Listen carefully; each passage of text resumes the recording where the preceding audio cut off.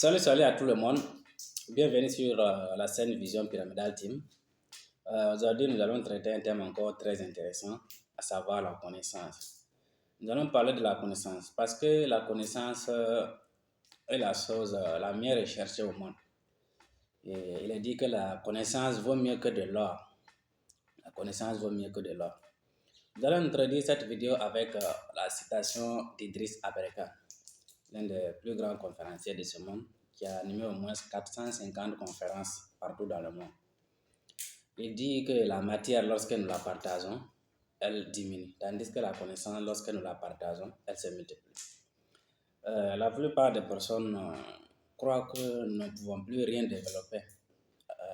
Je vous dis, même moi, quand j'avais commencé à lire, je me disais, qu'est-ce que je vais écrire encore, qu'est-ce que je peux dire encore de nouveau.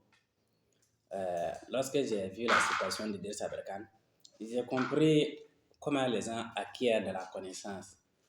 On ne peut pas acquérir de la connaissance à partir de rien.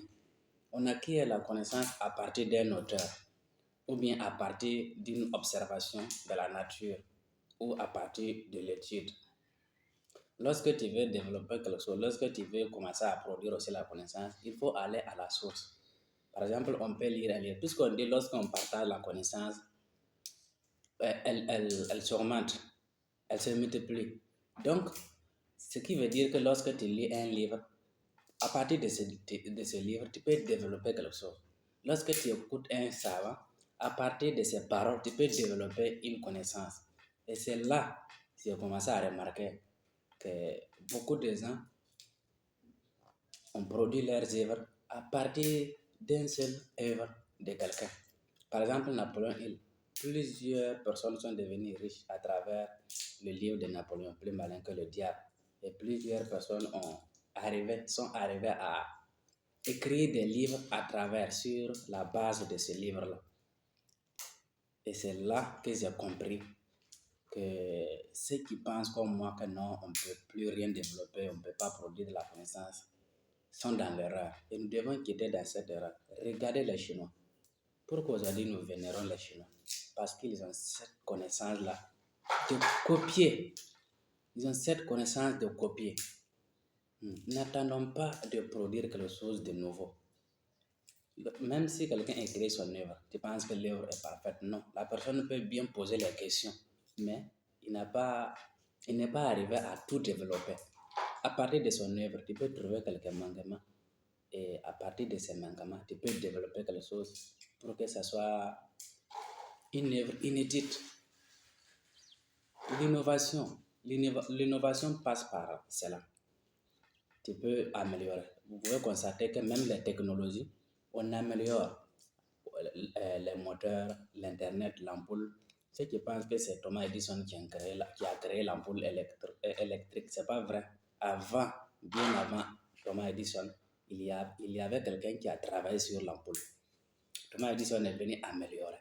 Même si aujourd'hui Thomas Edison va ressusciter, il va dire waouh, maintenant je trouve des ampoules rondes, des ampoules carrées, et puis la lumière est très belle là-bas. Mais à ce moment, ce n'était pas comme ça. Les moteurs, on améliore la connexion. Avant, la connexion était très lente. Mais on a eu des gens qui ont travaillé à améliorer pour qu'on ait une connexion fluide et rapide.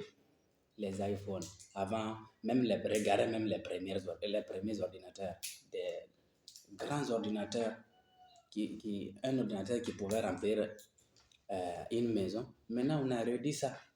Ça ne dépasse pas notre pomme de main et nous utilisons. Et c'est très efficace.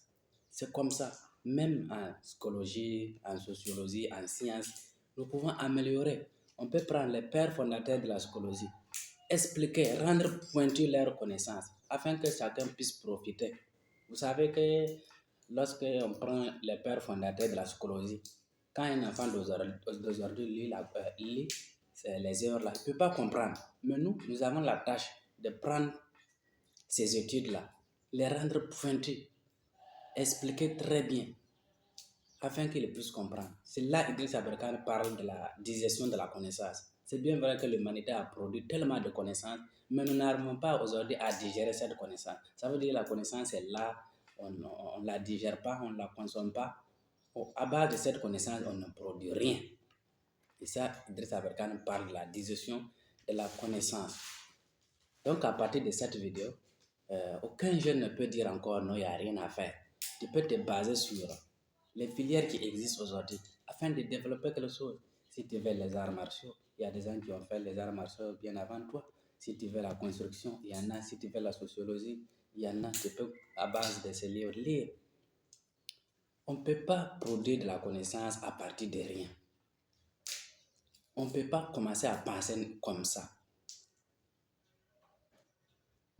Confucius dit qu'une pensée sans étude est très dangereuse. Mais étudier sans penser, ça c'est vrai. Quand tu étudies sans penser là, ça veut dire que ton étude là ne vaut rien, c'est zéro. Tu étudies mais tu penses à rien, tu ne penses pas à écrire quelque chose, c'est vain, c'est rien, c'est zéro. Mais lorsque tu commences à penser sans étudier là, lorsque tu commences à émettre des pensées sans étudier, ça c'est grave, c'est très dangereux parce que tu peux mettre la vie de certains en danger. Donc, ce qui veut dire que pour avoir la connaissance, il faut être en contact avec les paroles des savants, il faut être en contact avec des grandes œuvres afin de pouvoir développer quelque chose. C'est comme ça que vient l'innovation. C'est de là que part la connaissance. Mais est-ce que nous ne pouvons pas rester sans connaissance, être vide et puis vouloir aussi faire quelque chose? Non. Regardez ceux qui ont fait la boxe, l'athlétisme. Ils se sont basés des pères fondateurs. La connaissance n'est pas comme vous le pensez, non, c'est le propre des Blancs. Mais je pense que cette question est réglée de nos jours, c'est réglé. Tous les peuples, chaque peuple est parti copier aussi chez d'autres peuples afin de pouvoir produire leur connaissance. Nous pouvons le constater, les Grecs ont tout vendu pour venir s'instruire en Égypte. C'est démontré, 22 ans, Platon l'a fait. Les Pythagore, tous sont venus apprendre en Égypte.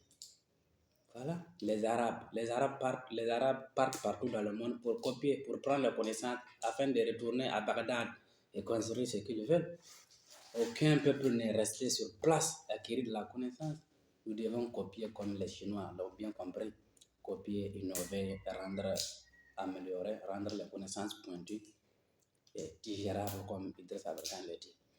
Merci à vous, chère jeunesse. Et vous constatez que lorsqu'un pays arrive à se développer, c'est parce qu'on est arrivé à gérer la jeunesse. Lorsqu'un pays n'arrive pas à gérer la jeunesse, ce n'est pas possible. Son développement n'est pas possible, jamais.